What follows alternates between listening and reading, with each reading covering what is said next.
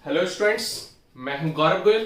तो आज हम लोग देखेंगे हाइब्रिडाइजेशन sp3 हाइब्रिडाइजेशन, जिसमें एक s की ऑर्बिटल और 3 p की ऑर्बिटल ओवरलैप करके मर्ज अप होके एक sp3 ऑर्बिटल्स निकालती है।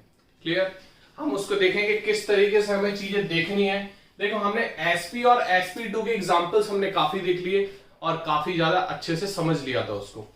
sp3 में हमें देखना क्या है, sp3 में एक s की ऑर्बिटल होगी और p की ऑर्बिटल होगी 3। p की ऑर्बिटल होगी कितनी? 3 p की ऑर्बिटल्स होगी। ये हमारी ओवरलैप करके हमारी क्या बनाएंगे, एक हाइब्रिड ऑर्बिटल बनाएंगे। क्या बनाएंगे? एक हाइब्रिड ऑर्बिटल। क्लियर हो रही बात की नहीं? तो हाइब्रिड ऑर्बिटल्स का जो कॉन्सेप्ट है वो वीवीटी ने बताया था, उसके हिसाब से हम चीजें देखते हुए चल रहे हैं। अब देखो, इसका एग्जांपल हम लेते हैं कि बेसिकली इसको होगा क्या, किस तरीके से हम देखेंगे। इसको देखो, sp3 में हम एग्जांपल लेते हैं। सबसे सिंपलेस्ट एग्जांपल है मीथेन। क्या है? मीथेन। मीथेन के कार्बन को हम सबसे पहले देखते हैं। मीथेन का कार्बन जो है वो कितना है? Electronic configuration 1s2 2s2 2p2। तो कार्बन का सिंपली होता है इलेक्ट्रॉनिक कन्फिगरेशन, मतलब ये ग्राउंड स्टेट की बात है। किसकी बात है? ग्राउंड स्टेट की। तो अगर हम टारगेट करते हैं आउटर मोस्ट पे, तो यहां पर हम देखेंगे, देखो यहां पर इस तरीके से चीजें होती हैं। That is the ground state, that is the ground state. और ये एक्साइटेड स्टेट में क्या पहुंचेगा? एक्साइटेड स्टेट में क्या हो जाएगा? इस तरीके से ये हमारा S से एक इलेक्ट्रॉन जंप होके कहां चला जाएगा? P के ऑर्बिटल में। ये हो गया एक्साइटेड स्टेट, ये हो गया ग्राउंड स्टेट। अब ये हमारी हाइब्रिड हो जाएगी। क्या हो जाएंगी? Hybrid orbital. हाइब्रिड ऑर्बिटल मतलब sp सबमर्ज अप होके सेम एनर्जी के ऑर्बिटल्स दे देंगी, और सेम एनर्जी के ऑर्बिटल्स हमारी कहलाती हैं हाइब्रिड ऑर्बिटल्स। समझ में आ रही बात की नहीं आ रही? पहुंच रहा है? ठीक है।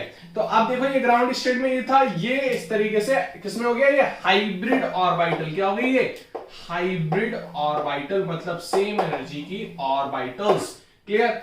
अब जो हाइड्रोजन है, अब इससे क्या करेंगे भाई? ओवरलैप करेंगे।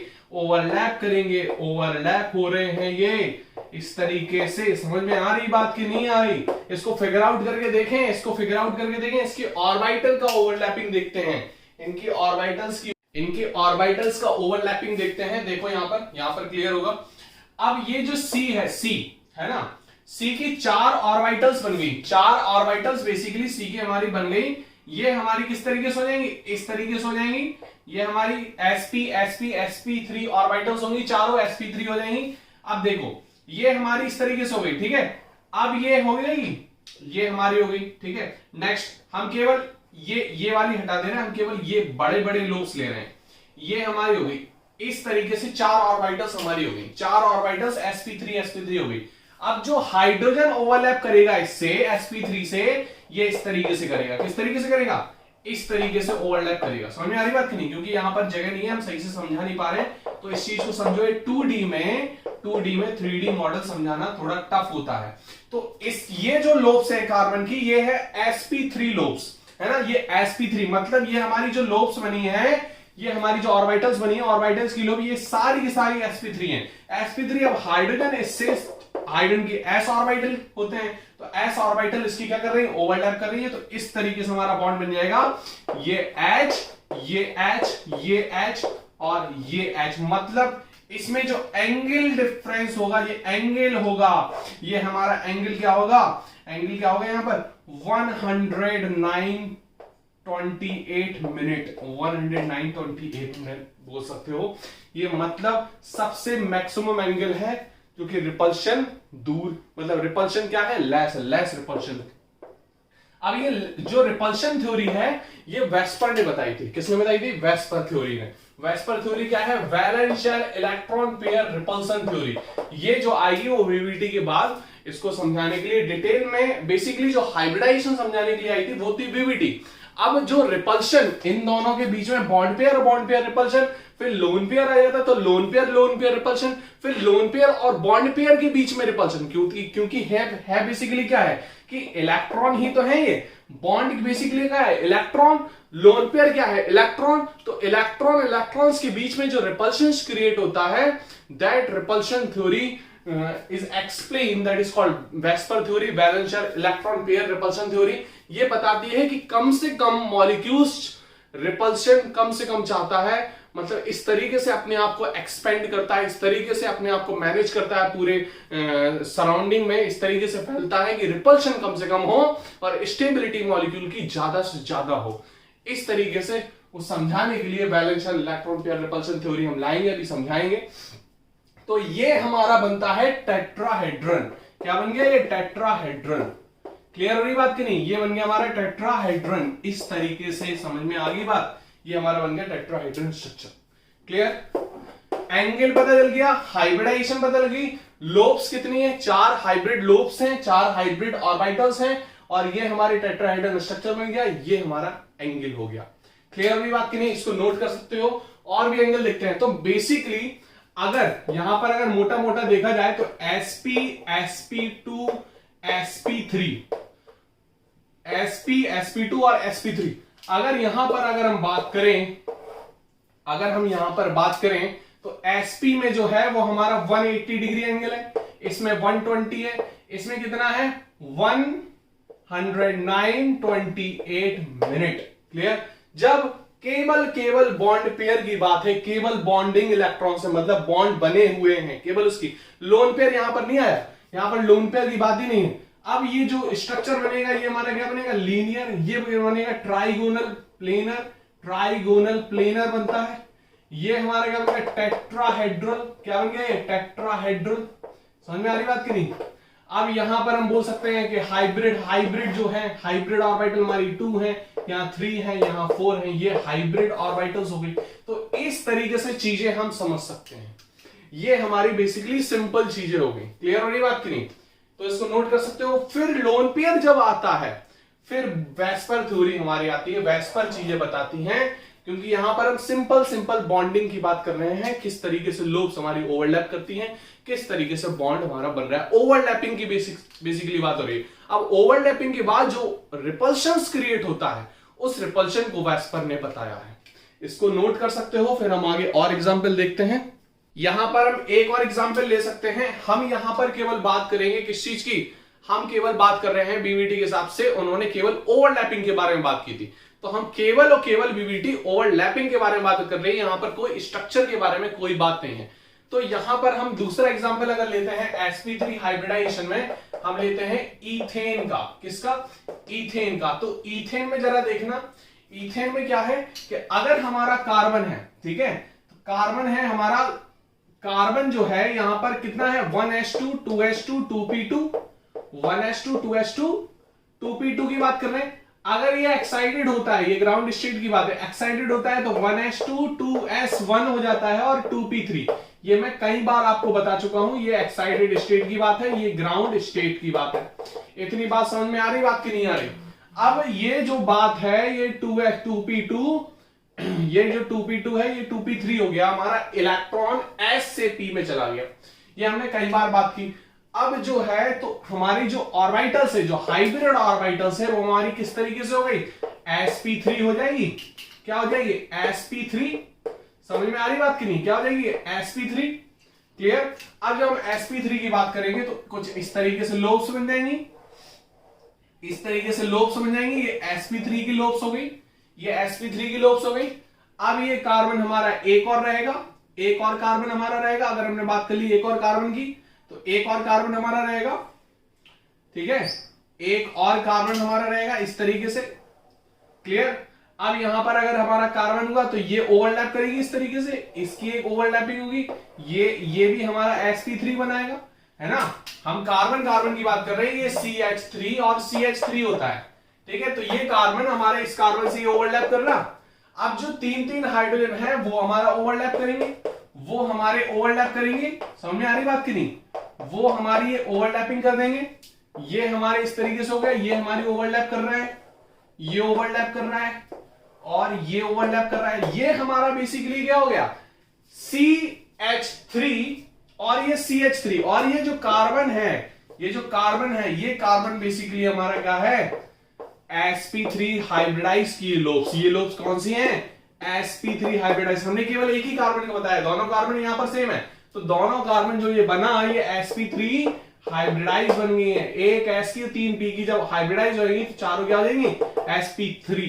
हमने एक कार्बन का बताया, सेम दूसरे कार्बन का भी होगा, और ये 3 हाइड्रोजन तो हो जाएंगे हमारे, ठीक है। तो ये हमारी जो हो जाएंगी 3 तो हाइड्रोजन हो जाएंगे, और एक कार्बन के साथ इंटरेक्ट करेगा, एक ये कार्बन के साथ लूप्स इंटरेक्ट कर रही हैं। तो यहां पर हमें ये चीजें बतानी है, यहां जो इंटरेक्शन है वो sp3 का इंटरेक्शन है, यहां जो इंटरेक्शन है वो sp3s का इंटरेक्शन है, यहां जो इंटरेक्शन है वो sp3s का, यहां sp3s का, यहां sp3s का, यहां पर sp3 का इंटरेक्शन है। यहां पर जो ओवरलैपिंग हो रही है वो sp3 ऑर्बिटल्स के बीच में हो रही है।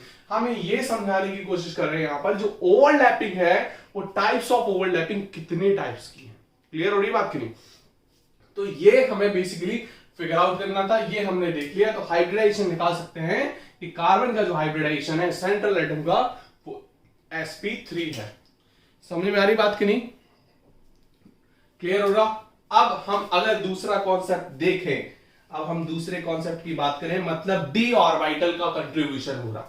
अगर d ऑर्बिटल कंट्रीब्यूट कर रही है तो फिर हाइब्रिडाइजेशन कैसे हम देखेंगे, तब हम कैसे हाइब्रिडाइजेशन को देखेंगे। इसको नोट कर सकते हो, स्क्रीनशॉट ले सकते हो। अब हम हाइब्रिडाइजेशन देखेंगे जब हमारी d ऑर्बिटल्स इन्वॉल्व कर रही है, और अगर d ऑर्बिटल्स इन्वॉल्व कर रही हैं तब फिर हाइब्रिडाइजेशन का जो कॉन्सेप्ट है वो किस तरीके से चेंज होगा। हम केवल यहां पर बात करेंगे ओवरलैपिंग की। इसकी बात करेंगे हम, ओवरलैपिंग की बात करेंगे। ओवरलैपिंग में हमने काफी कुछ देख लिया, sp, sp2, sp3। अब हम देखेंगे यहां पर sp3d, किसकी बात करेंगे हम, sp3d की बात करेंगे।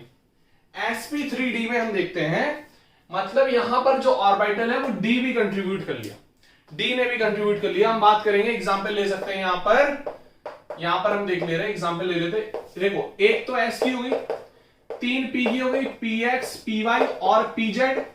समझ में आ रही बात की नहीं? और एक d की होगी तो हम यहां पर ले लेंगे dx square minus y square. ये इस तरीके से हमने ले लिया। क्लियर? समझ में आ रही बात की नहीं? ये हमने ले लिया। अब देखो यहां पर समझते हैं, एग्जांपल लेते हैं PCl5, एग्जांपल लेते हैं PCl5। तो यहां पर हम फास्फोरस की बात करते हैं, तो फास्फोरस का जो इलेक्ट्रॉनिक कॉन्फ़िगरेशन है वो हमारा क्या है, 1s2 2s2 2p6 3s2 and 3p3।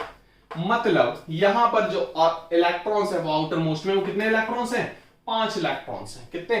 5। अब हम बात करेंगे तो ये हमारी ग्राउंड स्टेट की बात है, तो 3s2 मतलब हम यहां पर बात करेंगे ये 3s2 और ये 3p3। समझ में आ रही बात की नहीं? यहां पर तो ये चल जाता, 3 बॉन्ड बना सकता है। अगर यहीं पर 2s2 2p3 था, मतलब फास्फोरस के ऊपर कौन सा है, नाइट्रोजन फैमिली का है ना फास्फोरस, तो वहां पर 2s2 2p3 था, तो वहां पे 2d तो ऑर्बिटल थी नहीं, यहां पर 3d ऑर्बिटल होती है, 3s 3p 3d होती है। 2s की 2s और 2p होती है, 1 में केवल 1s होती है, 1p 1d नहीं होती है ना। यहां पर हम देखेंगे तो यहां पर d ऑर्बिटल्स भी होती है। d ऑर्बिटल्स हमारी क्या है, खाली पड़ी है। ये हमारा एक्साइट कर जाएगा, ये एक्साइटेड स्टेट में इस तरीके से पहुंच जाएगा, ये हो जाएगी हमारी एक्साइटेड स्टेट की ऑर्बिटल्स, ये एक्साइटेड स्टेट की ऑर्बिटल्स हो जाएंगे। समझ में आ रही बात की नहीं? क्लियर हो रही बात की नहीं? अब हमें 5 ऑर्बिटल्स मिल गए, एक s की, 3 p की और एक d की। ये कर जाएंगे हाइब्रिडाइज। क्या कर जाएंगे, हाइब्रिडाइज। टोटल हमारी जो ऑर्बिटल्स हो जाएंगी वो कितनी हो जाएंगे, 1 2 3 4 5 ऑर्बिटल्स हो जाएंगी, 1 2 3 4 5। ये कैसी हो गई, ये हो गई हाइब्रिडाइज्ड। कैसी हो गई ये, हाइब्रिडाइज्ड ऑर्बिटल्स। समझ में आ रही बात की नहीं आ रही? ये हो गई हमारी हाइब्रिडाइज्ड ऑर्बिटल्स। क्लियर हो रही बात? अब ये हाइब्रिडाइज हो गई हैं, तब फिर क्या करेंगे, हाइब्रिडाइज हो गई तो क्या करेंगे हम, हाइब्रिडाइज होने के बाद अब ये बॉन्ड बनाएंगे। 5 क्लोरीन है, तो क्लोरीन हमारी इस तरीके से, क्लोरीन हमारे ओवरलैप कर जाएंगे इन ऑर्बिटल से। 5 क्लोरीन ऑर्बिटल से ओवरलैप, सारे क्लोरीन को बराबर बराबर sp3d मिलेगा। समझ में आ रही बात की नहीं? अब हम फास्फोरस का ओवरलैपिंग वाला कॉन्सेप्ट देखते हैं। ये हमारी इस तरीके से d ऑर्बिटल्स हो जाएंगी, 5 ऑर्बिटल्स बनेंगे, ये इस तरीके से, ये इस तरीके से। क्लियर हो रही बात की नहीं? समझ में आ रही बात की नहीं? अब 5 क्लोरीन है यहां पर, क्या है? 5 क्लोरीन। क्लोरीन जो है, अगर हम क्लोरीन की बात करें, ये तो हमारा फास्फोरस की बात थी, अगर हम यहीं पर हम बात करें क्लोरीन की, तो क्लोरीन का जो इलेक्ट्रॉनिक कन्फिग्रेशन है वो है 1s2 2s2 2p3 नहीं 2p6 3s2 3p5, मतलब p ऑर्बिटल एक है, p ऑर्बिटल ओवरलैप करेगी, मतलब pz ओवरलैप करेगी। क्यों? क्योंकि पेयर्ड अप होने के लिए। समझ में आ रही बात करें? तो अब हम क्लोरीन को पेयर्ड अप कराएंगे, क्लोरीन को पेयर्ड अप कराएंगे, ये क्लोरीन की ओवरलैप हो रही है। समझ में आ रही बात की नहीं? यहां पर ये क्लोरीन की ओवरलैप हो रही है ऑर्बिटल्स। क्लियर हो रही बात की नहीं? दिख रहा है ये कॉन्सेप्ट? दिख रहा है? इसको देख लो सही से, इसको थोड़ा बड़ा बन गया, ये समझ लेना है क्लोरीन की ऑर्बिटल्स ओवरलैप कर गई, ये क्लोरीन की ऑर्बिटल्स ओवरलैप कर जाएंगी। समझ में आ रही बात की नहीं? ये क्लोरीन की ऑर्बिटल्स ओवरलैप कर जाएंगी। क्लियर? ये क्लोरीन की ऑर्बिटल्स ओवरलैप कर जाएंगी। तो ये हमारी क्लोरीन की ऑर्बिटल्स ओवरलैप कर गई। समझ में आ रही बात की नहीं? अब यहां पर एक चीज देखने वाली है, ये जो ऊपर नीचे ये ऑर्बिटल्स हैं, ये लोब्स हैं ऊपर नीचे p ऑर्बिटल्स में, ये हमारी कहलाती हैं एक्सियल लोब्स, या जो ओवरलैपिंग हो रही है यहां पर ये एक्सियल पोजीशन पे हो रही है। एक्सियल ये हमारी कैसी हो रही है? इक्वेटोरियल पोजीशन पे। कैसी हो रही है? इक्वेटोरियल। अब इक्वेटोरियल और एक्सियल में एक फर्क समझो। इक्वेटोरियल है प्लेन में, एक कैसे है? प्लेन। अब जो इक्वेटोरियल है, इक्वेटोरियल किसमें है? प्लेन में। अगर हम बात करें इक्वेटोरियल किसमें है? प्लेन में। ये वाली लोब्स येलो वाली पीछे आगे है, और ये वाली ग्रीन वाली ये होगी, और ये ब्लू वाली ये होगी, है ना? तो आपस में इसमें एंगल कितना है डिफरेंस? 120 डिग्री। कितना है ये? 120 डिग्री। समझ में आ रही बात की नहीं? 120 मतलब यहां पर जो एंगल है इन दोनों बीच में वो कितना है? 120। लेकिन अगर जो ऊपर और नीचे वाली ऑर्बिटल्स की बात करें, यहां पर एंगल कितना है ऊपर और नीचे? ऊपर नीचे कितना हो गया? ये लोब से, ये जो इक्वेटोरियल से कितना बना रही है? देखो ऊपर आ गई ये ऑर्बिटल, तो कितना बना रही है? ऊपर आ गई तो कितना वाला बनाएगी प्लेन से? 90 डिग्री ना। कितना बनाएगी? ऊपर 90 डिग्री। यहां पर 90 है, यहां पर आपस में 120 है। इक्वेटोरियल की जो लोब्स हैं आपस में कितना है? 120, क्योंकि टोटल तो 360 है, 3 लोब्स हैं, 120 120 में हो गया डिवाइड। यहां पर जो है ऊपर नीचे की ये है 90 डिग्री की। रिपल्शन कहां ज्यादा होगा? 90 डिग्री में ना। तो रिपल्शन जब ज्यादा होगा, अब यहां भी इलेक्ट्रॉन्स है लोब्स में, ऊपर भी इलेक्ट्रॉन्स है, अब यहां पर रिपल्शन ज्यादा है, तो ये रिपल्शन के कारण ये और थोड़ा सा ऊपर हो जाएंगे, एलोंगेट हो जाएंगे। यहां पर जो ओवरलैपिंग के कारण जो ये स्ट्रक्चर देख लेते हैं, यहां पर एक क्लोरीन बन गया, यहां पर क्लोरीन बन गया, ये क्लोरीन बन गया, ये क्लोरीन बन गया, ये क्लोरीन बन गया, ये हो गया ओवरलैपिंग से स्ट्रक्चर बन गया। आपस में ये कैसे होगी? एक प्लेन में हो गई। कैसे हो गई? प्लेन में, ट्राइगोनल प्लेनर हो गया। ये कैसा हो गया? Trigonal planar. अब यहां पर ये ट्राइगोनल प्लेनर हो गया। समझ में आ रही बात की नहीं? ये हो गया ट्राइगोनल प्लेनर। यहां पे आपस में तो 120 डिग्री हो गया एंगल, लेकिन इसका तो 90 है, यहां पर रिपल्शन ज्यादा। तो ये वाला जो बॉन्ड है एक्सियल बॉन्ड, ये हमारा कौन सा कहलाएगा? Axial bond. किस किस के बीच में? फास्फोरस और क्लोरीन। ये वाला जो बॉन्ड कहलाएगा, ये वाला जो प्लेन में है वो कैसा है? Equatorial bond. कैसा बॉन्ड है? Equatorial bond. ये कैसा है? ये 120 है ना। ये कैसा है? फास्फोरस और क्लोरीन के बीच में। समझ में आ रही बात की नहीं? दिख रहा होगा? Got it? अब यहां पर जो एक्सियल बॉन्ड है वो इक्वेटोरियल बॉन्ड के कंपेयर में थोड़ा सा बड़ा होता है, क्योंकि यहां पर रिपल्शन के कारण ये हो गया एलोंगेट। ये कैसा हो गया? एलोंगेट। तो यहां पर एक्सियल बॉन्ड बड़ा होता है किससे? इक्वेटोरियल बॉन्ड से। ये हम नोट कर सकते हैं। तो axial bond is greater than equatorial bond. Equatorial bond, ये आप नोट करके लिख सकते हो। Clear? Axial bond is greater than equatorial bond. Clear हुई बात की नहीं? ठीक। अब अगर हम वीक की बात करें, कौन स्ट्रांग होगा कौन वीक, तो एक्सियल बॉन्ड ज्यादा बड़ा है, टूट जाएगा इजिली, ब्रेक हो जाएगा, तो एक्सियल बॉन्ड वीक होता है इक्वेटोरियल बॉन्ड से। एक्सियल बॉन्ड वीक होता है इक्वेटोरियल बॉन्ड से। ये चीज भी हमें यहां पर समझनी थी। समझ में आ रही बात की नहीं? तो एक मोटा मोटा यहां पर हिसाब देखते हैं कि sp3 का एग्जांपल हमने लिया PCl5, sp3 हाइब्रिडाइजेशन में हमने PCl5 का एग्जांपल लिया, PCl5 को टारगेट किया। तो यहां पर जो sp3 में हाइब्रिडाइजेशन होता है वो एक s की ऑर्बिटल, 3 p की और एक d की ऑर्बिटल्स होती है। तो फास्फोरस में जो हम देखते हैं तो इलेक्ट्रॉनिक कॉन्फ़िगरेशन हमारा ये होता है, क्योंकि एटॉमिक नंबर होता है 15, तो लास्ट के ऑर्बिटल्स को हम टारगेट करते हैं। तो हमारा ग्राउंड स्टेट में 3s2 3p3 होता है, लेकिन एक्साइटेड स्टेट में इसका s का ऑर्बिटल 3d में पहुंच जाएगा और 5 और अनपेयर्ड इलेक्ट्रॉन्स हो जाएंगे। ये हमारे हाइब्रिड करेंगे, हाइब्रिड ऑर्बिटल्स बनाएंगे। हाइब्रिड ऑर्बिटल्स की ये कुछ 5 लूप्स निकलेंगी और क्लोरीन 5 है तो क्लोरीन के साथ ये ओवरलैप करेंगे। क्लोरीन का जो हमारा इलेक्ट्रॉनिक कॉन्फ़िगरेशन है वो ये है, क्योंकि इसका होता है 17 एटॉमिक नंबर, तो 1s2 2s2 2p6 3s2 3p5, 5 मतलब p की एक ऑर्बिटल अनपेयर्ड, वो ओवरलैप करेगी, इससे ओवरलैप कर लिए 5 ऑर्बिटल्स ने क्लोरीन के, और इस तरीके से ये हमारा स्ट्रक्चर बना लेगा। इस तरीके से स्ट्रक्चर बना लेगा। अब यहां पर जो एंगल है, बॉन्ड एंगल, वो 2 टाइप के आ रहे थे। जो इक्वेटोरियल है वो 120 आ रहा था, जो इक्वेटोरियल नहीं है, जो ऊपर नीचे है, वो इक्वेटोरियल के कंपेयर में प्लेन से 90 डिग्री एंगल बना रहे थे। यहां पर 2 टाइप के फिर एंगल, बॉन्ड एंगल भी बने, क्योंकि ये जो एक्सियल में है इसमें रिपल्शन के कारण इनका बॉन्ड लेंथ थोड़ी सी बड़ी हो गई, और ये एक्सियल बॉन्ड हमारा बड़ा हो गया इक्वेटोरियल बॉन्ड से। बड़ा हो गया तो ये वीक भी हो गया, क्योंकि ये इजिली ब्रेक हो सकता है। समझ में आ रही बात की नहीं? इसीलिए ये हमारा वीक भी होगा। क्लियर हुई बात की नहीं? अब यहां पर अगर हम स्ट्रक्चर की बात करें तो स्ट्रक्चर हमारा कुछ इस तरीके से हो जाएगा, क्योंकि ये हमारे ट्राइगोनल हो गया, ऊपर एक पिरामिड बन गया, ट्राइगोनल पिरामिडल, नीचे भी पिरामिड बन जाएगा, तो ट्राइगोनल बाई पिरामिडल स्ट्रक्चर हो गया। क्या हो जाएगा? Trigonal bi pyramidal. क्या स्ट्रक्चर हो जाएगा? ट्राइगोनल बाई पिरामिडल स्ट्रक्चर हो जाएगा। Trigonal bi pyramidal structure.